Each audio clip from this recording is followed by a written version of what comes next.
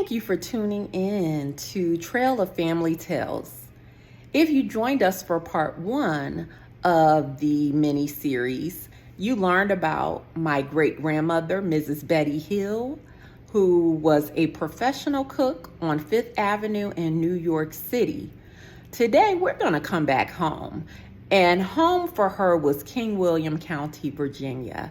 So we're coming back home to where her family was, where her children were growing up, and where her life was. This still was home even when she went to work in New York City. And in King William County, community was an extension of family. It was family in many ways also. The Harris family, who my great grandma Mandy, she was a Harris before she married a Johnson. She came from a large family, about 8 to 12 siblings, a very large family. Some of them did not live into adulthood, I believe. But Grandma Mandy was born in 1865. And if you're into history, U.S. history, you probably know a little bit about or learned some about what was happening around that time. Emancipation Proclamation was signed in 1863 by President Abraham Lincoln. And so 1865 was when the 13th Amendment was passed, okay? And that was the abolition of slavery. It abolished slavery.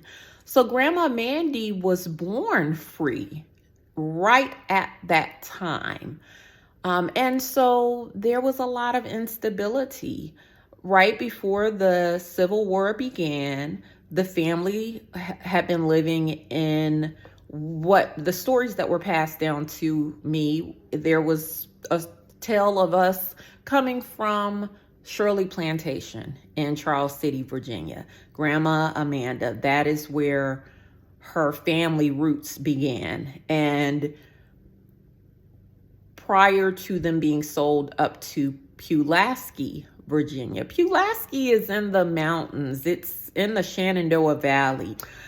Okay, so the Johnsons, the Harrises, that's the lineage, and that's how we got to King William County from what was Charles City. Charles City, they were sold to Pulaski County, and that actually happened around the Civil War. A lot of that was an investment. You know, Black people were property.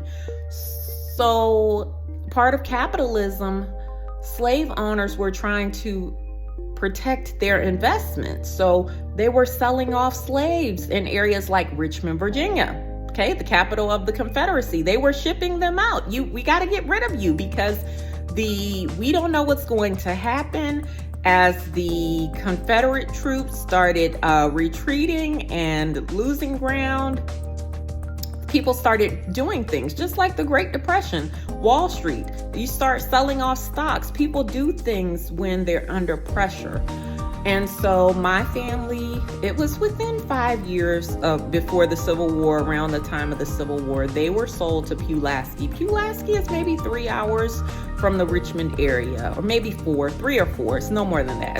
It's out there near where Virginia Tech is. For those of you who may be into football, you maybe that might help you to understand the geography a little bit better.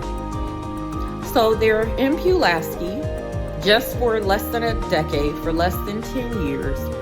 And Grandma Mandy's parents were William Harris. He was known as Bill. And her mother was Keziah. And census records call her Kizzy. Grandma Kizzy did not live a very long life. By the time they came back from Pulaski, they relocated to Hanover County.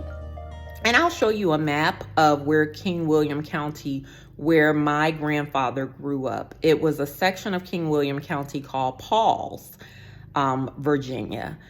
And Pauls was right on the river. Okay, so I'm explaining this. Pauls is right on the river. King William County, The seat of King William County, where the county ends, is West Point, Virginia.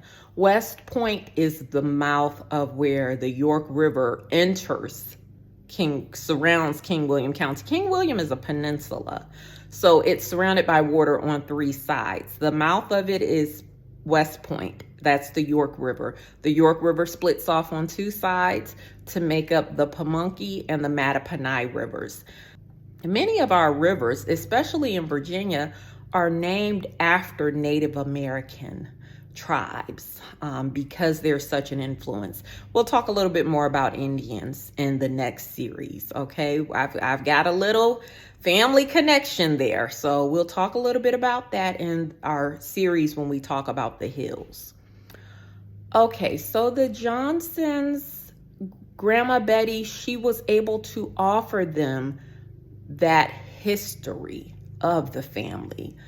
Education starts beyond the public sphere. It begins in the private home. That's the first place where children learn. And Grandma Amanda was a gem to our family.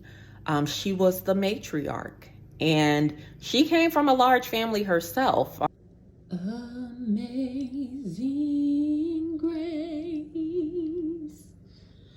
shall always be my song of praise, for it was grace that bought my liberty.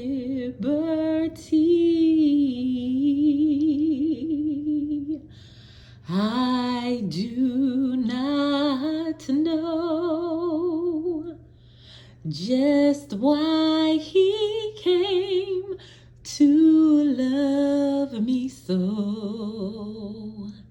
He looked beyond my faults and saw my needs.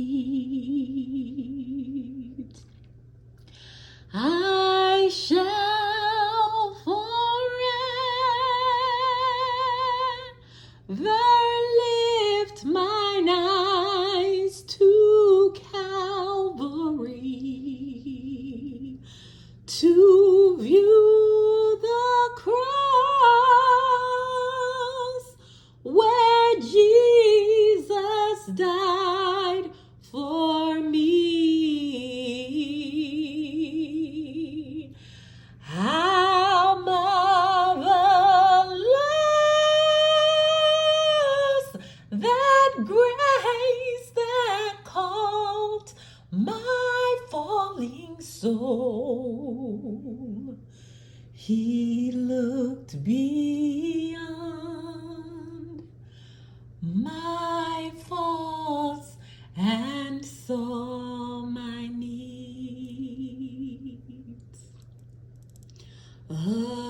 Amazing grace shall always be my song of praise, for it was grace that bought my liberty.